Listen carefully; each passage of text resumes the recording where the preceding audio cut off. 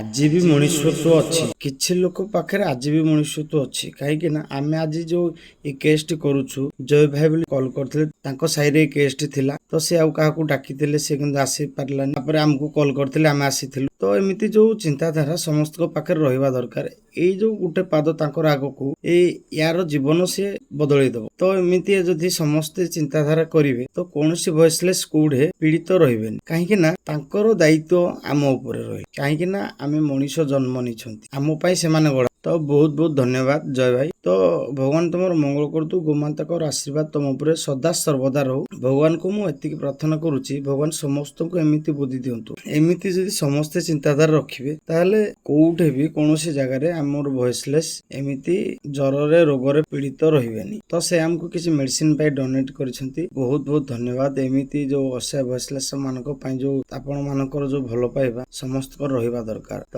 ଜୟ ଗୋମାତା, ଜୟ ସନାତନ।